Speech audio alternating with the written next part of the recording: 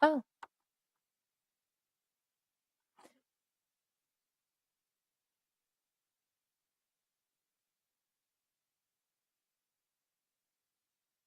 hi, everybody. Welcome. This is our regular Intergovernmental Relations Committee meeting today, May 21st, 2015, and I am joined by Council members Andrew Johnson, Jacob Fry, and John Quincy, and Council Vice President Elizabeth Glynn will be here shortly. She will be joining us. She's just running a little bit behind from a League of Cities meeting. So we have an agenda before us with items 1, 2, and 3, and we will actually move item number 3 up to have it be our first item for discussion here, which is the liquor licenses for the Norway House. I will just ask the committee clerk, if there's anything special I need to do, and just go ahead with number 3. Wonderful. And so this is just approving a resolution to approve the laws of Minnesota 2015 legislative session, Chapter 9, Article 2, Section 4, authorizing the City of Minneapolis to issue an on-sale liquor license to the Norway House for the sale of intoxicating liquor for consumption on the premises. So all those in approval, please say aye. Aye. Wonderful. So that item carries. And now we are moving to item number 2. Now that we've amended and changed the agenda a bit, and now we've been joined by our committee chair. So maybe I'll just hand it over to you, Elizabeth. Okay. So we were just starting with the federal, state, local, and legislative updates, and we have staff who are going to lead us through that discussion. Madam Chair, members, good afternoon. My name is Gene Ranieri. I'm the Director of Government Relations for the city. We're going to spend most of our time today on the state legislative update. We will do an oral review today, and within the next couple of weeks, we'll have more detail to you on issues. And also, since there probably will be a special session, some of the things we're talking about today are subject to approval by the governor. Some of these things, some of the items may be vetoed. The session ended on time. By Constitution, it had to end on Monday night. There will be a special session. The governor has said he will veto the education bill, so there will be a special session on that. There may be others. We're not certain yet. Some items did not pass near the end of the session. The legacy bill did not pass out of the Senate. There was a small bonding bill that passed out of the Senate but did not make it in the House. So those items could be on the agenda for the special session. The Constitution requires the governor to sign bills within 3 days once they're presented to him. So hopefully by the end of the weekend, we should know the condition, status of all the bills that are still there. Among those that are still there are most of the finance bills, government operations, the transportation, so-called lights on bill, the environment, natural resources, agricultural bills. They're all higher ed. They're all waiting for the governor's signature and review. When you look at the session, one of the things I tried to see is what kind of activity did we have this session? There were, comparing to prior years, there probably will be 80 session laws written, chapters that will be in the statutes, so 80 different statutes or laws passed, and which could include lots of different bills. For comparison, in 2013, 144 were passed, and in 2011, 117 were passed. So a lot less policy this year than in prior years. So with that, Madam Chair, I would like to turn it over to Sasha Bergman, who will talk a little bit about what was happening in the tax issues, LGA area. Ms. Bergman, thank you, Mr. Ranieri. Got a little feedback here. Thank you, Madam Chair and committee members. For the record, my name is Sasha Bergman with the IGR department. I don't think Mr. Ranieri mentioned the legislature this year did not pass a tax bill, so that's kind of an unusual thing to happen. Normally there is a tax bill that passes each session. So the items that I'm going to review for you at this point were taken up in the conference committee process, which is still open. And so next year when they convene in 2016, all of these items will be on the table in that conference committee if they choose to continue to pursue that bill. So on the LGA front, which is the first item on the legislative agenda, the governor in his budget had held LGA funding flat. The House tax bill proposed cutting LGA specifically to Minneapolis, St. Paul, and Duluth. It would have cut our funding, or our LGA, by $34.4 million in 2016, which is 45% of our current allotment and significantly higher than any cut we've received from one year to the next. The Senate tax bill increased the LGA appropriation overall to $565 million, which is back to the 2002 levels before many years of cuts to the LGA program due to budget deficits. That would have resulted in an additional $2.8 million in 2016 for the city, and an additional $6 million in 2017 as, I believe, a base appropriation moving forward. And so, that will be, again, on the table for discussion next year. In the area of direct property tax relief, there weren't really any significant bills that were introduced or brought to the conference committee in the way of direct homeowner and renter property tax relief based on income and property taxes. There was significant investment in this area in the last biennium, and so I think the focus kind of shifted to other places. The governor also did not propose any changes to this appropriation in his budget. And then finally, on the Upper Harbor Terminal TIF provision, that's, I think, the third one down or up from the bottom of the legislative agenda in front of you and online, was something that we had on our agenda, and we did not introduce a bill this session, and we decided to hold off on it due to ongoing discussions that were taking place. But we do have some preliminary or some drafted language and jacketed ready for introduction next year, and have had some preliminary discussions with legislators, and so we may be working on that next year. And if there aren't any questions, I'm happy to turn it back to Mr. Ranieri. Thank you. Madam Chair, members, we also had on our agenda making sure the pension programs were staying the way they were, and there weren't any significant changes. The MRF bill had an interesting journey this year. In August of 2014, it was determined through an actuarial evaluation that MRF could merge into PERA because it was above 80% funded. So that caused an actuarial evaluation to be done, and in April of 2015, it was reported that instead of requiring a $51 million annual contribution by the state and local governments, a $37 million annual contribution was necessary to amortize the debt till 2031. The issue was, how do you split that? How do you split that reduction?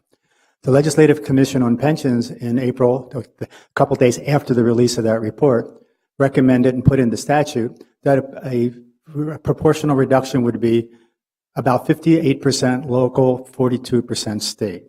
What it was prior was like about 53-47.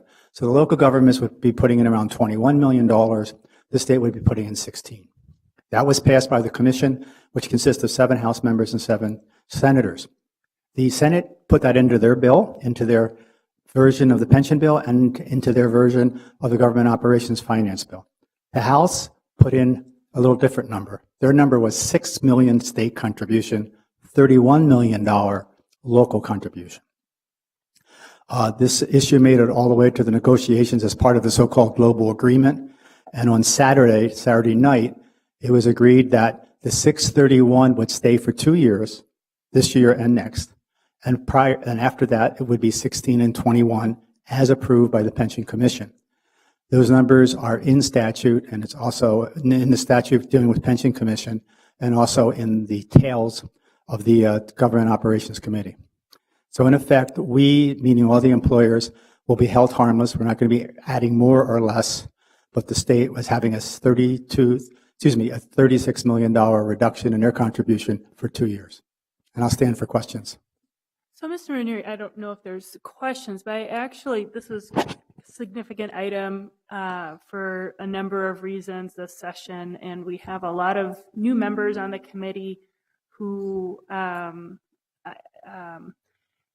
there's a question as a regular citizen how much you're following the really down and dirty of trying to do the work of government, and this was kind of one of these issues where we worked on the solvency of MRF. And it was a partnership with the pension fund, all the employers, and the state. And I just wonder if you might refresh us on kind of what was the philosophy behind the original division of responsibility once we had a negotiated legislative solution for solving what were really some significant financial issues for MRF. This was a pension fund that might have gone, quote, upside down, had not the employers, including Minneapolis and others, the pension fund and the state come together on a solution for the long-term solvency of this fund and then eventual merger into para. But what has happened this year seems to be a significant deviation from what was that negotiated agreement. I'll maybe mention again which happened with the Republican House and Senate at the time. Is that right? No? It was different? It's different. Okay. Why don't you refresh us? Police and fire was on the House, was the Republican thank House. you. All right. If he under the original division of responsibility, kind of, I guess what you have as the 58% local and 42% state. Madam Chair, back in 2009, 2010, it's correct that the MRF was about 56% funded. And everyone was concerned about who is responsible for MRF.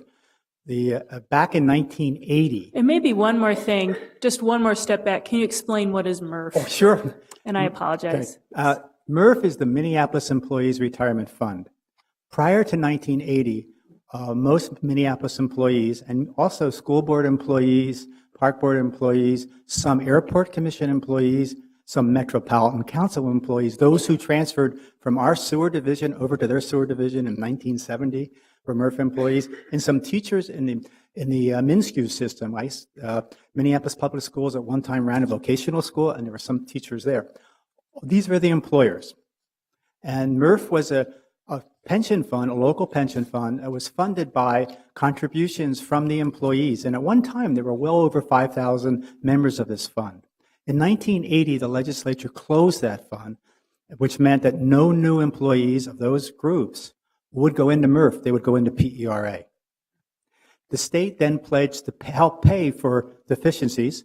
And that first year, they put in $1.9 million, and over time, they went up to as high as $9 million. The employers put in 9.5% of the salary contribution of the employees, plus a flat fee of $3.9 million. Through time, and the number of employees, the number of people retired, flip-flopped. There were more people retired than there were working. Today, there are 39 active employees who are members of MRF. There are 3,600 people who are either retired or beneficiaries of MRF. In 2009, there was a crisis. Councilmember Glidden is absolutely correct. Everyone wanted to know who was responsible. So everyone did research, talked back and forth. Sometimes we pointed fingers at each other, and it came to the conclusion that we, the employers, the state, and the employees all had to work together on this issue. So there were some long, extensive consultations and negotiations between the Employees Association, the Pension Commission, the State Department of Finance, and ourselves, and we came to the conclusion that we all had to have a piece of paying for this issue. What was decided over time was that the state would take their $9 million appropriation, which they were doing then, and increase it to $24 million maximum.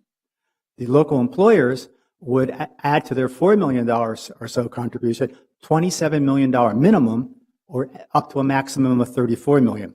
We didn't want to have an open-ended maximum. So that agreement was agreed to, it passed, it was signed by Governor Palente, and for about 4 years, those numbers worked. Then recently, and that worked out to a percentage of about 53% local to 47% state.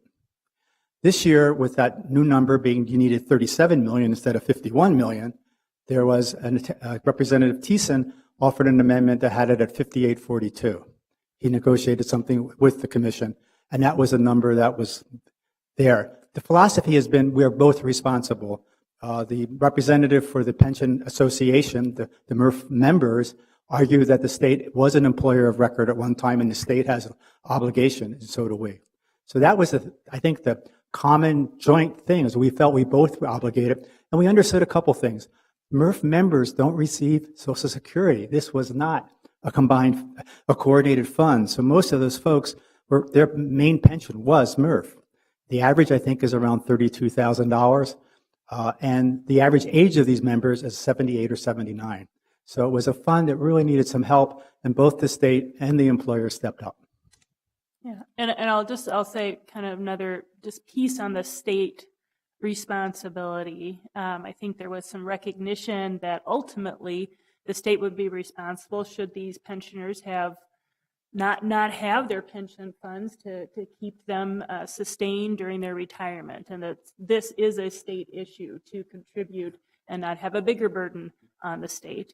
And then the other piece of the state responsibility is that the parameters of this pension fund were set by state law.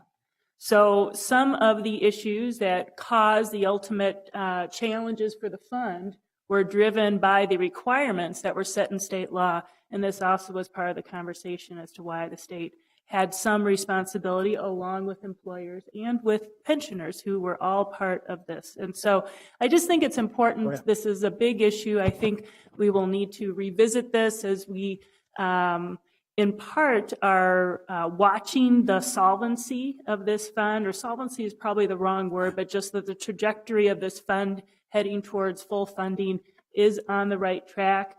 And as we continue to, I guess, review this change in the responsibility to MRF. So, Madam Chair, you make a very good point. The employees did make a contribution to MRF. They forego a COLA, which I think was valued at $123 million. Yep. So we got July 14th to August 2014 at 80% for several reasons. One, the employees gave up $123 million. We put in significantly more, like $208 million over the last 4 years. The state put in significantly more, and the market was really good. The question is now, will that continue? So it was a three-way negotiation and a three-way contribution. okay. Thank you all for indulging us and just making sure that since this is an important issue that was affected this session, we had some explanation for ourselves as a committee and the public. I think we're ready to. And for the new members, Madam Chair, the City Council was deeply involved in this issue. Councilmember Glidden, Councilmember Johnson, and others were really involved in the nitty-gritty of drafting this and lobbying it at the Capitol. Thank you. Yeah. Next item I want to cover is the Rule of Three, and it's a little bit quicker than what we just talked about. No action was taken this year on that bill. Hopefully we'll do something next year on that bill. I also have data practices. Is that, can we do that? You're next. Oops. All right, Ms. Lush. Good afternoon, Madam Chair and Council members. Melissa Lesh with the IGR Department. I'm going to be covering the issues of transportation, one item of priority for the Fire Department, and then some jobs information as well. And all of these were listed on the city's legislative agenda as priorities for us for the 2015 session. As council members know, transportation was a very significant issue for all parties going into the 2015 session.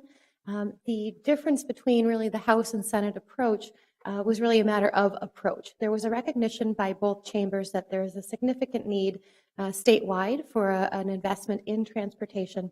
The difference was about how that investment would be made. The Senate approach, as you know, included an increase in the wholesale fuel tax, the gas tax, and an increase in the metro area sales tax that's currently dedicated for transit purposes. The Senate approach was to increase the current quarter-cent by an additional 3/4 cent to bring the metro area sales tax to a full 1 cent. The governor's approach in that regard was to take it to a total of a 3/4 cent. So they're a little bit different there, but both of those bills included a significant investment in the metro sales tax. The House did not include this increase. The House approach, rather than a sales tax and a metro area, rather than a gas tax and a metro area sales tax increase, the House approach to addressing the transportation problem was to take existing revenue that the state was already collecting through a variety of different sales tax mechanisms. Those funds are currently going to the general fund for different purposes, and to dedicate sales tax that had some type of a transportation nexus. So a sales tax that was collected from auto parts, for example, and dedicate that revenue specifically for transportation purposes. And the difference there is, that the House approach was that there's currently a surplus this biennium, so there was opposition in the House to increasing any type of tax to pay for transportation. There was a desire to use those existing revenues from the general fund to pay for transportation, whereas the Senate recognized that that some of the surplus might be a one-time, and that taking some of that general fund revenue and dedicating it towards transportation would then reduce those funds in the general fund that were being used for other purposes right now, such as education and healthcare, and create a hole in the general fund. And so that was the difference of opinion that the two chambers had. That difference was not resolved. Similar to the tax bill, the transportation bill went to conference committee. We had lots of discussion about same and similar language that was included in both bills, but no real discussion of the fundamental questions around the gas tax and the transit tax. They just could not come to an agreement on that. So like the tax bill, the Conference Committee on Transportation left that Conference Committee bill, House File 4, open. That will remain open since we are in a biennial cycle for the next legislative session in 2016. So since they could not come to an agreement on those larger concepts, they did still need to pass what we call a lights on bill, a bill that would provide a base level of funding for the Department of Transportation and resolve some agreed upon policy language. So they left House File 4 open and instead passed this lights on bill that included some agreed upon policy. A couple of the agreed upon policies were priority items for the city of Minneapolis that I wanted to highlight for you today. There's an issue around disability parking that primarily affected the city of Minneapolis and was brought to our attention by our Regulatory Services Department. And that we needed a clarification in law. A few years back, the Parking Enforcement Division of the city was transferred from the police department to the Regulatory Services Department. With that change, that division ceased to be a, quote, law enforcement agency. And when that happened, they lost access to information needed to enforce handicap parking, disability parking in the city. So with this change, they are now going to be able to access that information and will be able to identify if someone is using a hang tag illegally, if they're using a fake hang tag in the city, be able to enforce that. So that, we're happy to report, was included in the lights on bill. Also included in that was a provision that Senator Dietzich of Minneapolis worked very hard on that clarified the responsibility for train cars. There was in current statute, there was language around train engines, and if there was a derailment, there was responsibility for the railroads to deal with an engine fire, but there wasn't clarification on if the actual substances spilled and caused a fire, and if that rolling stock was the problem and not just the engine. So there's language included in here that clarified responsibility for the damage caused by the train or its contents. So going into next session, we will continue to track. Hopefully they will go back to the conference committee that's standing open right now, not reinvent the wheel and start over, but they always have the right to do that. We'll be tracking the metro sales tax, the wholesale fuel tax, and also in that conference report was created a new large city account and a small city account to be housed in the Minnesota Department of Transportation that would provide cities with additional resources outside the MSA formula. Small cities do not receive MSA, and large cities like Minneapolis that receive MSA funds through the gas tax have needs outside of the restrictions of MSA. So also included in that open conference committee report is this new approach to having these new funds for large and small cities. So we'll continue to track that as that conference committee hopefully continues to do its work in 2016. I'll stand for questions on transportation. Councilmember Quincy. Thank you, Madam Chair. Just to clarify, I'm sure you said this, but I think I missed it. Is the conference committee's work going to be taken up in the special session, or is it in next session? Councilmember Quincy and members, the legislature could reapproach that during the special session. They would have to reconstitute that conference committee, but they could basically pick up and move to a new conference committee. If that conference committee, as it currently stands, wants to continue its work, they can in the next legislative session in 2016. But in a special session, they would have to technically reconstitute themselves. Okay, but is there something in front of the governor to sign on the transportation? Just the lights on bill? Only the lights on bill at this time, yes. And is that on the governor's list for consideration of a veto for any purpose or not?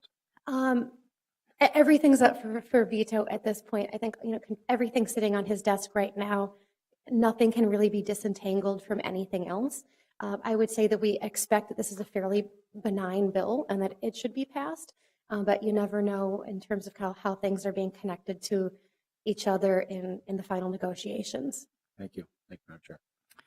Well, I just want to say a special thank you to Ms. Lesh and really the whole team for work on transportation this session. This is kind of a bitter pill to swallow, the lights on bill, but I guess it's, I don't know. You always got to say things could be worse, but I know we not only played a large role in advocating for Minneapolis's priorities and working with legislators on that, but also worked strongly with cities across the state, with the League of Minnesota Cities, with Metro Cities, and that you and other staff really played a major role in reaching out. I also want to recognize Peter Wagenius from the mayor's staff, who was highly involved in helping with this coordination work. And I think that our efforts will pay off, and it is too bad they didn't pay off this year, but we'll keep on moving the ball forward. And thank you very much for that work.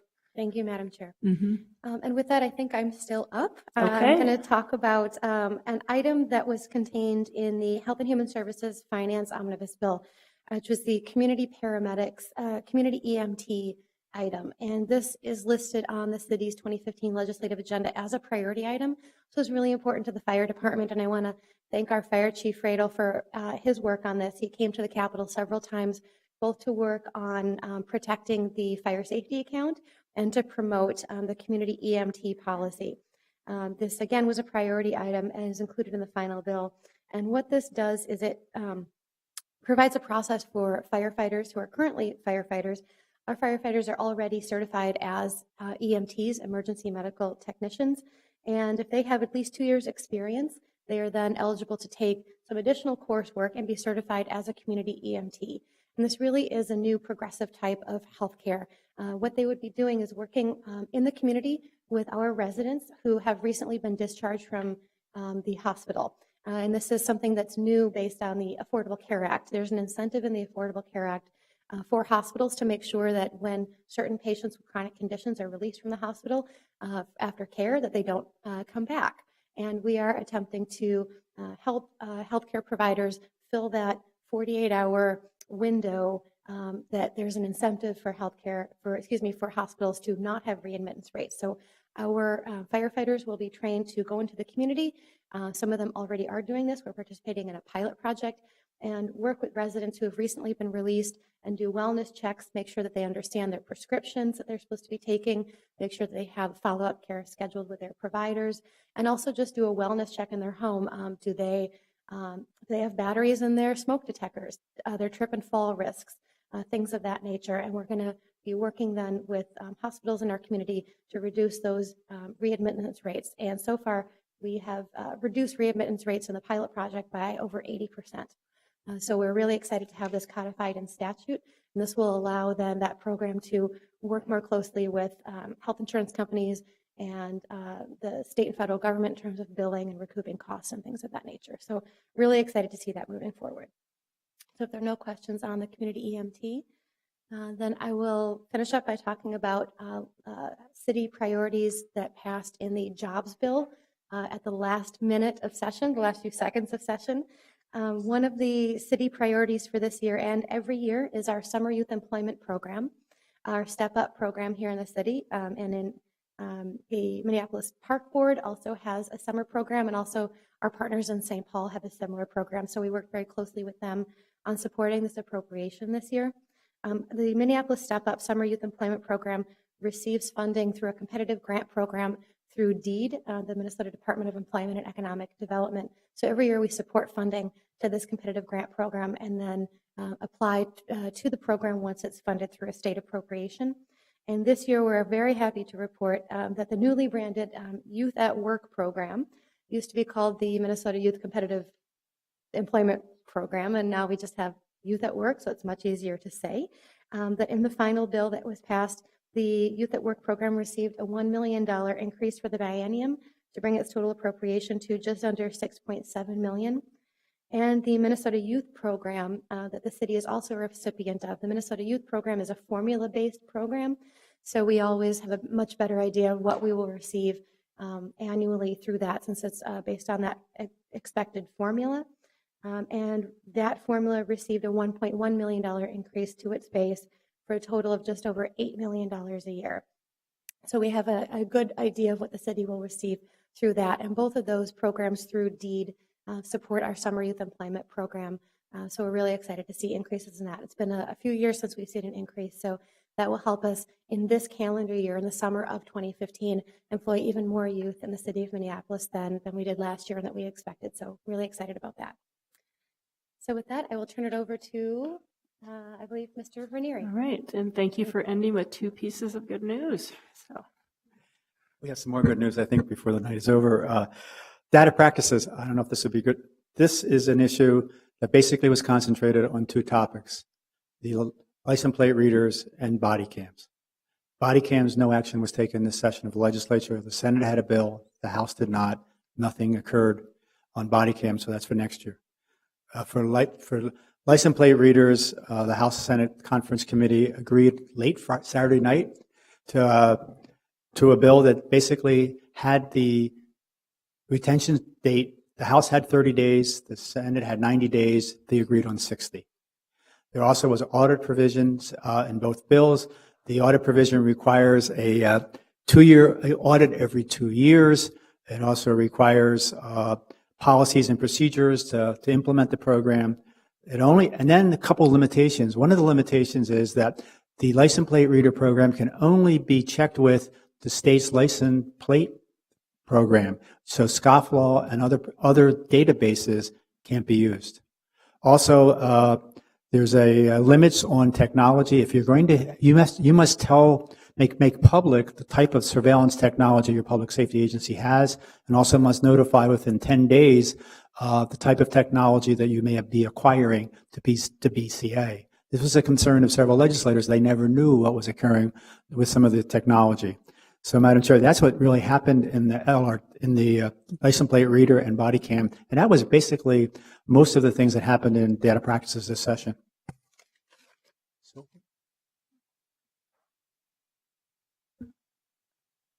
Good afternoon. My name is Sophie Wallerstedt with the IGR department, and I'm here to talk a little bit more about the early childhood education initiatives that happened this legislative session, which are a part of the Eliminating Racial Disparities section of the legislative agenda, and then also the Mayor's Cradle to K program. So in the Health and Human Services Omnibus Bill, $2.7 million was allocated for targeted home visiting. So I think the funding stayed the same as the last biennium. And then also $75,000 was given to design a new baseline training for new home visitors to create more statewide coordination in regards to home visiting. And then for the child care assistance basic sliding fee waiting list, $10 million was allocated to reduce that waiting list over the next biennium. So that was a great success there. And then there was a lot of talk about early childhood education in regards to universal pre-kindergarten and early learning scholarships, and the education omnibus bill that is likely to be vetoed by the governor. Early learning scholarships received an additional $31 million for the next biennium, which is an almost 50% increase from the 2014-2015 biennium. So I think legislators, instead of opting for universal pre-kindergarten, kind of look more towards this targeted scholarship, which are given to 3- and 4-year-olds and their families to help pay for early childhood programs. And lastly, there was legislation to include homelessness as a risk factor for eligibility in early intervention programs for children. And this legislation was heard, but not included in either omnibus bill. So hopefully next year we will see that. So. And then with that, I'll turn it back over to Sasha. all right. Well, I just want to say, too, I don't know if you're coming up for another update, but wanted to say a big thank you to our intern, Sophie Wallerstedt, who's, if you don't know, has produced all of the emailed newsletter reports that we get every week, kind of keeping us updated on the session, as well as being a support person to the team in general. So thank you. And I do know, too, she kind of had the special experience.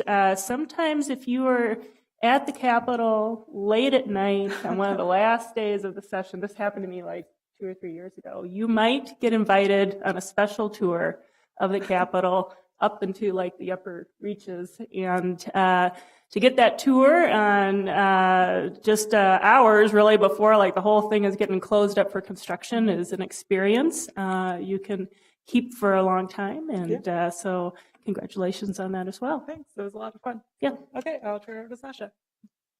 Ms. Bergman.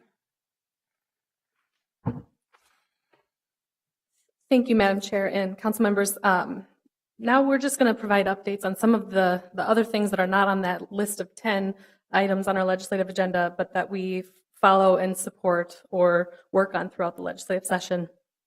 As it relates to some of the funding areas that impact our health department, we were closely following and working with our other partners in other areas, the Local Public Health Association and other such entities on the local public health grants. That grant has not been increased in a really long time. I can't remember the amount of years. It's certainly more than a decade. And Minneapolis currently receives $2.9 million a year, which is critical for kind of the ongoing operations of our health department. There was an increase in local public health grants for greater Minnesota included in the omnibus HHS bill, but otherwise is flat for the metro area. And so certainly it's something we're going to continue to go back to the Capitol on next year and in future years. In the statewide health improvement program, which is something that we've used in our communities in the city to increase access to affordable, healthy food in corner stores and increasing the availability of tobacco-free rental housing, we were successful in working with our partners on ensuring that that base funding was maintained, which is $35 million in the biennium. The House had initially proposed cutting that program entirely, but the end result from the HHS conference committee was to maintain base funding, and so we were pleased with that. And then finally, in the health area, something for our regulators of the farmers markets and community events where there's vendors selling food. There was an amendment to the cottage food law that was proposed this year to allow folks to also sell directly out of their home. This was a little bit concerning from the city perspective in terms of zoning ordinances, and so we were successful in working with our partners on ensuring that this language did not that it worked with our zoning ordinances and the zoning ordinances of other cities, and then also to make sure that the law was improved from a regulatory standpoint. And so that's in the Agriculture and Environment Omnibus Bill, which is, we don't know yet the fate of that bill, but we will continue to watch that if that bill gets vetoed or, see if that would come up in special session to get that language in there. And again, on the House tax bill, which as I mentioned is still open in conference committee for next year, I wanted to make sure that the committee is aware of a few issues besides the ones that are on our legislative agenda with LGA and such. There was a provision in the House tax bill called the Property Tax Empowerment Act, which was not in the Senate bill, but it contained a number of provisions, including one where if a city or county increases its property tax levy in any year, the citizens may, through a reverse referendum, petition to vote on the levy increase for the following year. And so that would essentially mean if a city increases its levy in 2015 over the 2014 levy, the voters would have a chance to petition for a referendum on the 2016 levy increase. And that would require a signature of the petition process would require a number of voters equal to 10% of the amount that vote in a general election. The League of Minnesota Cities and other entities were not excited about this provision, and although it's still on the table for next year, we'll be continuing to watch that. And not sure if that would move forward. The tax bill in the House also repealed the Minneapolis Library Debt Service Aid, which we are supposed to start receiving in 2016. It's $3.72 million a year. And again, that's not in there was no bill that was passed, so we'll continue to watch that next year. And then there was also in the Senate tax bill the governor's proposal on railroads to increase the tax base of railroads so that it applies to rolling stock as well, which if that was enacted, would provide additional tax base for local governments. And then, as I mentioned earlier, the Senate increased local government aid, but they also provided increases to county program aid and township aid as well. And finally, in both tax bills, in the House and the Senate, still in conference, they modified the Minneapolis sales tax revenues that go to the Minnesota Sports Facilities Authority, which pays for the construction of the Vikings Stadium. But there's also a portion of those revenues that don't go to the stadium and they're just excess revenues. And so the House proposed letting the city keep around $5 million of that revenue, but then cut our local government aid by the identical amount. And then the Senate proposed requiring that $2.7 million of that excess revenue would be used to offset taxes paid by the NFL in connection with the Super Bowl played at the Vikings Stadium. And then finally, just as it relates to other cities and other entities that have special provisions in the tax bill, like TIF projects and local sales tax issues, none of those will move forward unless there would be a bill taken up in the special session. Otherwise, those are going to have to wait till next year. And then on the issue of taxes, one last point. In the State Government Finance Conference Committee, both the House and the Senate had a provision that would prohibit state funds from being appropriated or tax expenditures used to fund the construction of a soccer stadium, but that language was not adopted in the final conference committee report that prevailed. And again, that bill, we're not sure the fate of that bill as it rests on the governor's desk. And then lastly, the Working Parents Act was a bill that kind of encompassed 5 main proposals introduced by Representative Thiessen and Senator Pappas. The bills were not heard in the House, but they were given an informational hearing in the Senate. And they included wage theft protection, fair scheduling, paid family leave, earned sick and safe leave, and modifications to the wage deduction for credit card charges that would prevent businesses from deducting the credit card processing fees. So because those didn't move forward, gain a lot of traction this year, as I mentioned, they were heard informationally in the Senate and continue to watch that next session. And finally, in the area of minimum wage, there are a number of bills that were introduced to weaken the minimum wage law. As you recall, the increasing the minimum wage to $9.50 and indexing it for inflation was on our agenda last year. So we were supportive of that, and there were bills to put a tip penalty on the minimum wage, to remove the inflator from the minimum wage, and to lower the wage for nonprofit workers, as well as a bill that would prohibit local units of government from enacting their own minimum wage standards or employer mandate and would prohibit them from having a requirement on benefits on private employers in the city. And that was included in the jobs bill that passed the House. But as Ms. Lesh mentioned, at the last minute, the House and Senate passed a different jobs bill that did not include this provision. And so at this time, that provision did not move forward. And with that, I think I'm turning it over to Ms. Lesh, unless there are any questions. No. Thanks.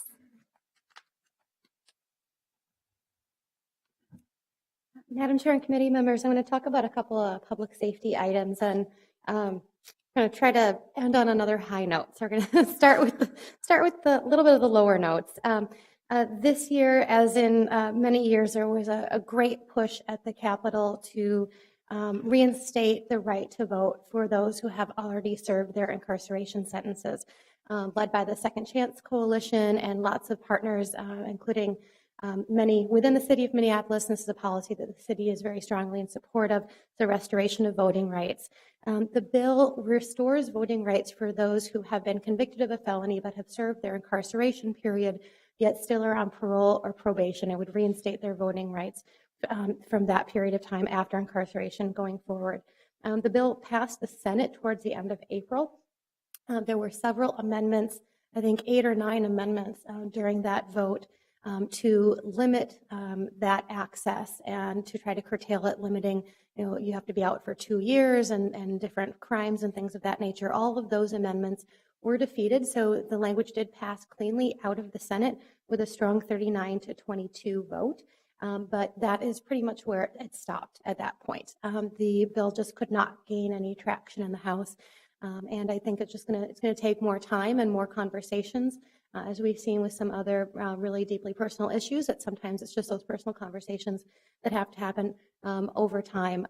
There was some thought that it could be included in the final omnibus public safety policy and finance bill. And again, just the votes just were not going to be there, that if that was included in the final package, that the entire bill would then not have successfully passed through the House. So we'll continue to watch that going forward in future years. Regarding firearms, the one issue that we did get involved in this year around firearms was the legalization of silencers or suppressors. The concern with the city of Minneapolis in the legalization of suppressors is primarily around our technology that we use, our firearms gunshot detection system known as ShotSpotter. ShotSpotter is a series of microphones located in different parts of the city that we've had for many years that is able to detect the sound of gunfire with really pinpoint accuracy.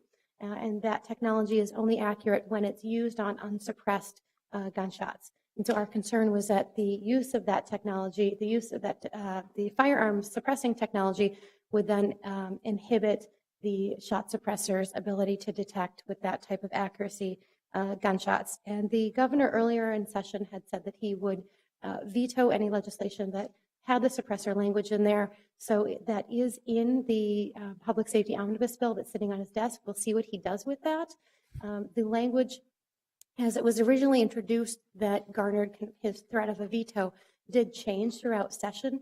And a big concern of law enforcement was addressed, and that has to do with something called a CLEO, which is a chief law enforcement officer's ability to deny the permit that's needed in order to obtain a silencer and other types of firearm items.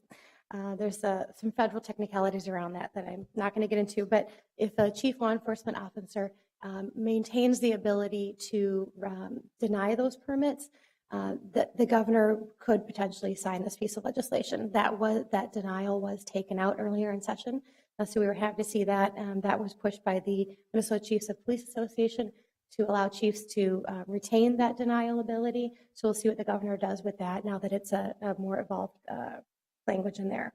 One piece of legislation that did not make it into the final public safety omnibus bill had to do with officer-involved shootings that resulted in death or great bodily harm.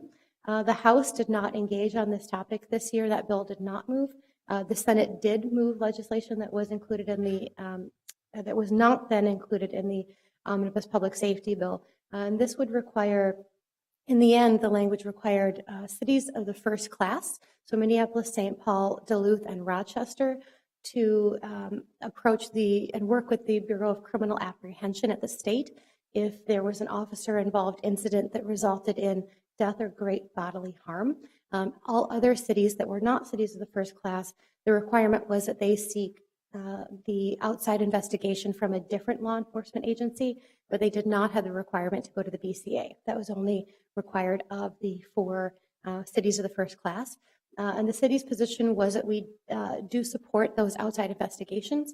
We just wanted it to be a similar approach, the same approach really for all cities, and give all cities the ability to choose an outside agency that would be appropriate for that situation and not have it be designated in statute necessarily as the BCA. So that did not end up moving forward this year. So a couple pieces of good news to end on. A lot of work this year successfully accomplished on sex trafficking and safe harbors. Through the work of the city attorney's office and the Minneapolis Police Department, we identified an issue, conflict in statute, and we were able to move a solution to in the final public safety omnibus bill. And I'm going to read this exactly because the city attorney is here, and I want to make sure I get this perfectly. Currently, Minnesota Statute 609352 does prohibit the solicitation of children to engage in sexual conduct. However, it only covers youth who are the ages of 15 and younger. And it's a felony. This is a felony crime, and it carries a penalty of up to 3 years in prison. And again, that's for ages 15 and younger. Soliciting for 16 or 17-year-olds to engage in prostitution only carried a penalty of a misdemeanor or a gross misdemeanor under existing law. There's clearly a hole there, and the legislature, when they passed the Safe Harbors law over the last couple of years as we've been working on that, there clearly was a legislative intent to address youth, all youth under the age of 18, and there was a gap here for 16 and 17-year-olds. And additionally, there was no provision covering police stings, where an adult police officer poses online as a victim or through text messages as a victim, and when they pose as a 16 or 17-year-old, again with this gap. So the amendment that we successfully included in the public safety omnibus bill would make it a felony level crime punishable by up to 5 years in prison to hire, offer, or agree to hire anyone who the actor reasonably believes is under the age of 18 to engage in sexual conduct. The amendment does include a provision that mistaking someone's age is not a defense. That if the victim being solicited is actually a 50-year-old police officer, that is not a defense if the actor reasonably believed that they were soliciting a minor to engage in this act. So really excited to have moved that forward. We want to thank our partners in that field, MNCASA, and a lot of our other partners at the state and nonprofit level who helped move that forward. And then also around safe harbors. The Safe Harbors Project, as you know, is an ongoing effort to fully fund the needs of youth who have been victims of sex trafficking. And this year, additional funding was secured. The Department of Human Services funding for shelter and housing received an additional $1.3 million for the biennium, $300,000 also to DHS for youth outreach, and $1.4 million for the biennium to the Minnesota Department of Health for protocols, training, and additional support for regional navigators, also to support the safe harbor system. And then finally, I'd like to note that the scrap metal legislation that the city has worked on with the police department for many, many years has been updated. And all references to the Minneapolis Police Department to be in charge of that project have been removed, and we will be moving forward. As long as the governor signs the bill, we will be moving forward with a broader law enforcement coalition along with the state Department of Public Safety to identify a statewide approach to this problem. So happy to see that one moving as well. So with that, I'll stand for any questions around public safety. Not seeing any. It's kind of a, this thing with the scrap metal, it's sort of like a little bit of an inside joke, because who would ever think the city had much to do with scrap metal, or even if we did, that it would be complicated and controversial and cumbersome. So good No longer. news there Yes, for very many good. reasons, and thanks for the report. Thank you, Madam Chair. Madam Chair, I'm going to touch on some of the environmental issues, and the first one is pollinators. Last year, the city and other groups worked hard to put in some legislation that really protected bees and pollinators throughout the state. This year in the Senate, early in April, the ag policy bill was being debated. An oral amendment was offered, and everyone voted for it. The oral amendment repealed the definition of lethal insecticide for pollinators, which was the core of the legislation in 2014. That language stayed in the bill, also some other things. When the House version came over, the Senate decided to take the House language. So the repealer is not in there. But what is in there dealing with pollinators is language that weakens some of the advertising and disclosure information about what are on the plants. So that's something that will be dealt with again this year and next year. So we have a mixed bag with the pollinator lethal definition is still there, but there is a another definition dealing with advertising of plants that is a lot less clear than what we had before. Also in the bill is some money for dealing with regional parks. As you're aware, during the session in the Environment Bill, there was an effort to reduce financial assistance to the Park Board for maintenance and operations of regional parks. All that money has been restored. They are whole.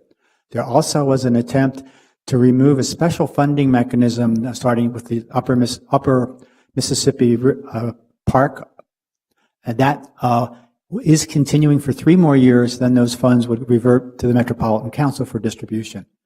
So, but the general legislation in the Environment Bill is really of concern to many of the environmental groups. Among some of the things being proposed is to eliminate the Citizens PCA Board, the Citizens Board. There's also some things dealing with removing some of the wild rice regulations, things of that nature. This bill has been recommended by several of the environmental groups to be vetoed by the governor, so we'll stay tuned and see what happens. Also in one of the ag bills is the urban agriculture. It's many stakeholders from the city of Minneapolis who are involved in this bill, many community groups throughout the cities. Representative Karen Clark was the author over in the House, and in the Senate, it was Senator Hare from St. Paul. What happened is the Senate proposed a $500,000 grant program for urban agriculture. The House also proposed that. However, in the final negotiations of the ag bill in the House, it became language requiring the Commissioner of Agriculture to meet with the stakeholders and come up with a definition of what urban ag was and come back with some ideas for legislation in 2016. The final bill includes the House language, which is directing the Commissioner of Agriculture to work with the stakeholders.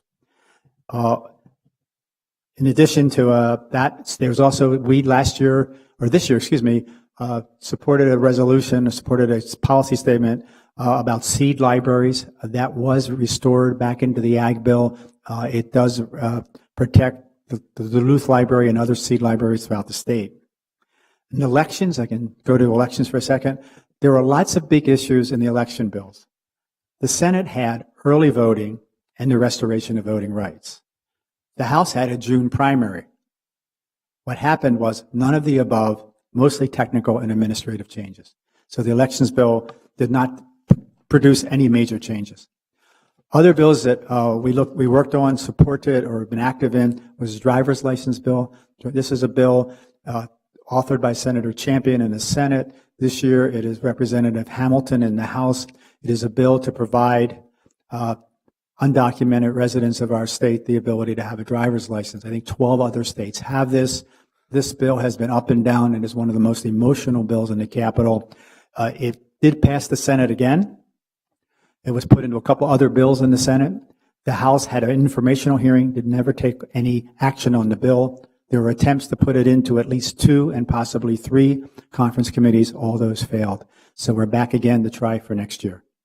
The Met Council, there were numerous bills to reconstitute, reform, restructure the Met Council. There was even a commission or legislative subcommittee over in the House to just work on the Met Council. Many of the bills in the House included staggered terms, a reconstituted tab, which would have more county commissioners than any, changes to the screening board that nominates people to the governor to be on the Met Council, and then also legislative approval of housing program goals and plans. That was House File 1969. All that language was not in the final bills. There was no language at all dealing with Met Council restructuring. And then finally, on a good note, even though the legacy bill has not passed the Senate, and if it does pass, there is funding in the bill, $6.4 million for projects at Nokomis, Chain of Lakes, Theodore Worth, and the Central Riverfront and above the falls. Many of those are trail projects, shoreline restoration, land acquisition, some master planning, and some acquisition along the river. I'll stop for any questions. I think Ms. Wallerstedt has the last item. You want to do bonding? No. Yeah, then we'll do bonding. All right, we're ready. So much to talk about. So much. Okay, so last I'm going to talk about the Healthy Eating Here at Home initiative, which was initially sponsored by Hunger Solutions, an organization working to serve lower income Minnesota families. And this initiative is meant to increase access to fresh and local food for disadvantaged populations by providing incentives from the to the Supplementary Nutrition Assistance Program, or SNAP, recipients to shop at local farmers markets. And the initial ask was $1 million to provide vouchers for SNAP recipients to be able to use at farmers markets. And when it came down to it, it was $650,000 was allocated in the state government bill, which I don't believe the governor has signed yet, but almost there. And then lastly, going along with the Homes for All agenda that the city of Minneapolis supports, the Homeless Youth Act will receive $2 million more for the biennium, and a policy change was made to increase the age eligibility from 21 years old to 24 years old. So that will expand access to more homeless youth in the state. So I think that's it. And then also want to do bonding. Great. Oh, one more thing. Thank you. Madam Chair, to add to what Ms. Walsh just said, there was a federal program introduced last year for funding for folks to get vouchers or dollars to work at farmers markets, to buy things at farmers markets, more healthy food. The program that was just described is sort of similar to that, and it would provide vouchers to folks to go to farmers markets to get more healthy food, and even, I think, I'm not sure, grocery stores. I know the federal program talked about grocery stores. But it's another start, and I think it's going to be implemented by the Humanities Commission. So the Minnesota Commission on Humanities will be implementing that program, and through nonprofits.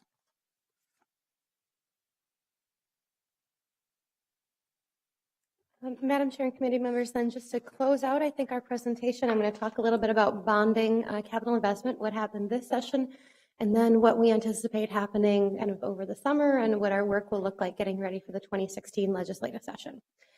So at the beginning of this year, the governor did introduce his capital investment or bonding bill for 2015, which totaled about $850 million in investments throughout the state. Included in that bill was $31.875 million recommendation for the 10th Avenue Bridge in the city of Minneapolis. That is 75% of the project, with 25% of that match then coming from city non-state sources. That bill received a lot of discussion and hearing. It did not, however, move forward then as a piece of legislation. In the last minutes of this legislative session at 12:02 a.m., so technically after the midnight required adjournment, the Senate did pass basically a lights-on bonding bill of about $107 million in total. That would include things like flood relief, and disaster mitigation, things of that nature that were kind of bare bones minimum things that need to be done in a bonding bill. Because they passed that just technically after adjournment time, the House did not take any action on that.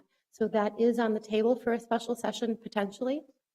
I would expect, though, that if a bonding bill did move in a special session, it would still stay around this smaller dollar amount number. As you know, bonding bills are their own special animal. It's tough to pass one that's really small because you don't have enough votes to really support it. People want to see their projects in a bonding bill of that nature, but one that's too big then gets to be too expensive, and then there aren't the votes to support a really large bill. So it's kind of this, finding where that sweet spot might be. If there's a small bill this year, we would anticipate then a larger bill potentially in 2016. And even numbered years are traditionally the larger bonding years. We have seen bonding bills pretty much every year for the last several years, including in odd numbered years, but even numbered years do tend to be the larger, the years that just a larger bonding bill will come forward. So with that, Madam Chair, I wanted to just briefly walk through some of the dates and the process that we as a city and as a staff and as the City Council will be going through in preparation for the 2016 legislative session and bonding process. And all of these dates are subject to change and subject to quorum and things of that nature, but Minnesota Management and Budget has been a great entity to work with, and we know that they are used to working with local units of government who have difficult schedules, and so we will just be kind of keeping them informed as we go through this process. But Minnesota Management and Budget is the state agency that leads the state's capital investment process, and if a local unit of government wants their project or projects to be potentially included in the governor's bonding bill that's released on January 15th of each even numbered year, the local units of government have to go through this process that really kicks off right now in June of the odd numbered year, continues through the summer and fall with the release of the governor's bonding bill then in January. So this year, we received a letter from Minnesota Management and Budget just a couple of weeks ago announcing the dates for the 2016 bonding cycle. Preliminary project summaries are going to be due to Minnesota Management and Budget by Friday, June 12th. So in order to get ready for that preliminary submission, we will be convening a special IGR committee meeting. That is a much earlier date than we're used to. It tends to be, they have to be into MMB by the end of June, by July 1st, really. And then we also have an off week with the council. So we have a condensed schedule getting ready to submit our proposals for June 12th. So within IGR, we have communicated with department and division heads and the mayor's office and asked them to provide some initial information to IGR by next Friday, May 29th, for their potential bonding proposals. And just as a reminder, currently we have 3 items on our capital investment list. That's the 10th Avenue Bridge, 35W North Storm Tunnel. The South Storm Tunnel has had its funding completed and designated, and then the restoration of the Pioneers and Soldiers Cemetery fence. So because we have just 3 items on our list, that is why we're going to department heads right now asking if there are any additional items they would like to move forward for the MMB submission process. If there aren't any new ideas, we'll move forward with the 3 projects that we currently have on our list. So again, May 29th, we have asked for preliminary information from department and division heads, and then we will collect that information and then compile it for council review. We'll have an IGR discussion potentially, I believe, on June 3rd, and then final council vote on June 19th. And then once the council votes on what projects you would like to move forward and in what order, we will then, that will be in the form of a resolution that will be included in our packet to Minnesota Management and Budget, along with all of the other project details that our departments will be compiling. Then moving forward, our next due date will be October 16th. So we'll have a few months there to really hone in on our projects, answer any unanswered questions, lock down budgets, get pictures, anything that we need to really make a strong case for our proposals. And the final forms are due to Minnesota Management and Budget on Friday, October 16th. Again, June 12th and then October 16th for final project details.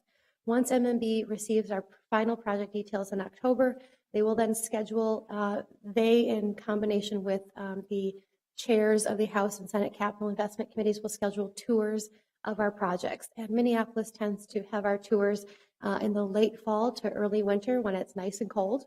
And we partner with Hennepin County and the Minneapolis Park Board to conduct a joint tour for legislators. And we'll have two tours, one for the House Committee and one for the Senate Committee. And we'll stop at each of the projects on all three jurisdictions' bonding lists. And then sometimes we'll do a separate tour for MMB staff. We'll just go out, drive around in a car and show them our projects. But the large tours are really for the legislators so they can get a firsthand experience looking at the projects. Then they take that information with them. Then going into 2016, when we are at the Capitol and having those discussions within those committees, they really have a much better handle on where the projects are at and really what they're talking about. So we will work with our partners in our other jurisdictions to prepare them for that tour. And then again, on January 15th is when the governor submits his 2016 capital budget to the legislature, and that's when we'll see who's going to be on that list and not. And then hopefully we'll be standing here in May of 2016 with several Minneapolis and partner-supported projects having made the final cut. So with that, Madam Chair, I will stand for any questions on our capital investment process. Questions on that? I'll just repeat again. I don't know that we have firmed up the special time for our meeting, but we're trying to do that as soon as possible. Again, just know we have a bit of an awkward schedule and trying to meet that with our committee schedule so we have enough time to say we considered and then be able to approve. So thank you for working with us. Thank you. And thank you to my colleagues. I think with that, I just would say again, thank you so very much to our entire team. And it's been somewhat of a strange session. And you stood the, yet again, another test. It always seems like it's a unique test, but we always just feel complete confidence that our staff is up to it. And we probably are a little bit complacent that, because we are really so well represented. So thank you again. And thank you for the really long hours, hard work. And I will say we got some good accomplishments despite a session that was disappointing to some and to Minneapolis in some other ways. But thank you again, and we'll look forward to a special session. With that, I believe we have concluded with our agenda, and we are adjourned. Thank you very much.